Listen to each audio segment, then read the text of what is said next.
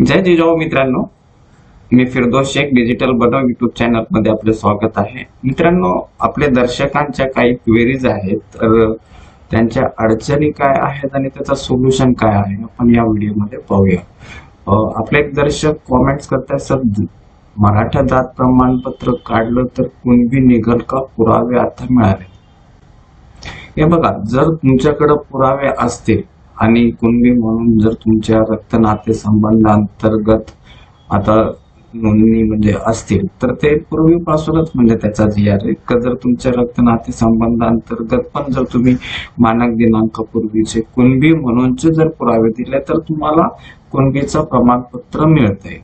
परंतु आता जे जरांगे पाटलांचा जो म्हणजे चाललेला आहे आंदोलन, सरसकट मराठ्यांना कुणबी प्रमाणपत्र द्यावं किंवा OBC म्हणून त्यांना, तर ते सध्या त्याच्या बाबतीत अद्याप काही निर्णय झालेला नाहीये। परंतु जर तुमच्या ब्लड रिलेटिव्ह मध्ये कुणबी म्हणून जर असतील, भले तुमच्या डॉक्युमेंट्स वर वडिलांच्या किंवा आजोबांच्या नसतील, परंतु चुलत आजोबा, चुलत पंजोबा, मग त्याच्यानंतर मोठे काका, लहान काका यांच्या पुराव्यावरती पण जर कुणबी असेल, म्हणजे तुमचे ब्लड रिलेटिव्ह म्हणजे रक्त नाते संबंध अंतर्गत, तरी तुम्हाला कुणबीचा मिळेल जर त्यांच्या पुराव्यावरती कुणबी म्हणून उल्लेख असेल तर। नेक्स्ट क्वेरी आहे, सर माझ्या लिव्हिंग सर्टिफिकेट वर जात चुकीची आहे आणि माझ्याकडे कास्ट सर्टिफिकेट 3 नातेवाईकांचे पुरावे आहेत, तर पुढं काय करू? मला 10वीच्या लिव्हिंग सर्टिफिकेट वर जात हिंदू मराठा आहे, ओरिजिनल जात माझी हिंदू मातंग आहे। हे बघा, आता तुम्ही जर शिकत असाल, आता तुम्ही जसं 10वी मध्ये जर तुम्ही हे बघा, पहिली गोष्ट लिव्हिंग सर्टिफिकेट म्हणजे शैक्षणिक डॉक्युमेंट वरती जे नाव असेल किंवा जातीचा जो काही प्रॉब्लेम असेल तर तुम्ही शिकत असताना तुम्ही ते करू शकता। परंतु तुम्ही एकदा शाळा सोडली मग त्याच्यानंतर कठीण आहे, मग न तरी तुम्ही प्रयत्न करा। आपले जे शिक्षण विभाग आहे तर त्यांच्याकडे जाऊन आणि शाळेकडनं म्हणजे तुम्ही ते प्रकरण घेऊन आणि तिथं सबमिट करा। परंतु तसा काही नियम नाहीये, परंतु आता एक कुठं नुकताच नागपूर हायकोर्टाने काय निर्णय दिला होता, तर त्या अनुषंगाने प्रयत्न करायला काही हरकत नाही। नेक्स्ट क्वेरी आहे, सर माझ्याकडे मानक दिनांक पूर्वीचा पुरावा पण नाही आणि रक्त नातेवाईकांची व्हॅलिडिटी पण नाही, तर माझी कास्ट व्हॅलिडिटी कशी होईल? हे बघा, जर तुमच्याकडं म्हणजे मानक दिनांकापूर्वीचा पुरावा नसेल आणि आता जसं मानक दिनांक म्हणजे SC ST साठी 1950 आहे, VJ NT साठी 1961 आणि OBC SBC साठी 1967 पूर्वीचे पुरावे लागतात। आता जर तुमच्याकडे मानक दिनांकापूर्वीचे पुरावे नसेल, आता मानक दिनांकाचे पूर्वीचे जे पुरावे आहेत, एक म्हणजे 2 ह्याच्यातनं ते पाहिजे। एक तुम्ही महाराष्ट्रातले कायमस्वरूपी मानक दिनांकापूर्वीचे रहिवासी आहेत आणि दुसरा जाती संबंधात म्हणजे तुम्ही त्या जातीचे आहेत असे पुरावे मानक दिनांकापूर्वीचे लागतात।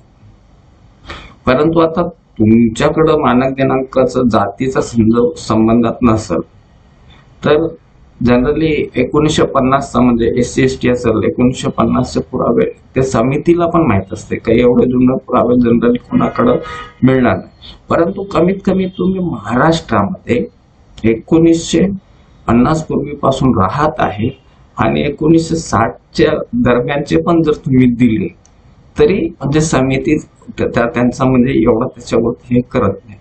परंतु पुरावे सादर करण्याची जबाबदारी ही अर्जदाराची असते। प्रयत्न करा लांबचे नातलग यांच्या मार्फत तुम्ही तुमची जात सिद्ध करण्याचा, आणि ज्यावेळेस लांबचे नातलग जर तुम्ही त्याच्यावर सिद्ध करणार असाल तर त्या अनुरूप वंशावळ बनवा, आणि ज्यावेळेस लांबचे नातलग येतात तिथं काही महसुली पुरावे पण तुम्हाला जोडावे लागतात।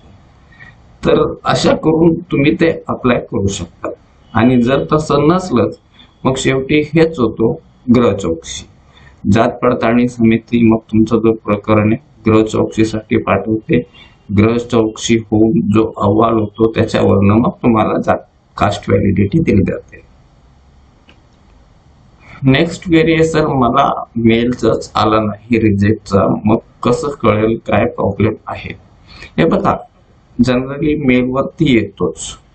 आता चुकून तुमच्या केसमध्ये जर तसं झालं नसेल तर तुम्ही एकदा तुमचा जो स्टेटस असतो ज्याच्यावरनं तुम्ही कास्ट व्हॅलिडिटी अप्लाय केली त्याच्या लॉग इन मध्ये गेल्यानंतर त्याच्यामध्ये पण म्हणजे तो रिझन दिलेला असतो, आणि ते पण जर तुमचं समजत त्याला म्हणजे तुमच्या याच्यामध्ये दिसत नसेल तर एकदा तुम्हाला समितीमध्ये जावंच लागेल आणि तिथं तुम्हाला जो ऑब्जेक्शन आहे त्या संदर्भात विचारावं लागेल.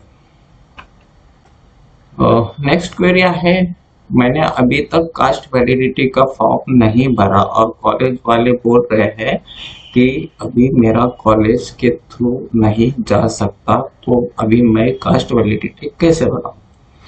ये देखो, अगर आपने कॉलेज छोड़ दिया रहेगा, यानी अभी जैसा 12th के बाद में आपने एलसी निकाल लिया और दूसरी जगह आप गए, तो उस वक्त आपको कॉलेज जो है फॉर्म 15 सिफारिश लेटर नहीं देगा. अब इसके आगे का फिर जब वैलिडिटी निकालने के लिए अगर आप कोई प्रोफेशनल कोर्स, व्यावसायिक अभ्यासक्रम जिसको बोलते हैं, तो उस प्रोफेशनल कोर्स के लिए जब आप मतलब सीईटी का फॉर्म भरोगे तो वो सीईटी का application form as a form 15A आप अपलोड करके कास्ट वैलिडिटी के लिए अप्लाई कर सकते हैं. मित्रांनो, आजच्यासाठी आपण इथंच थांबूया. धन्यवाद. जय हिंद.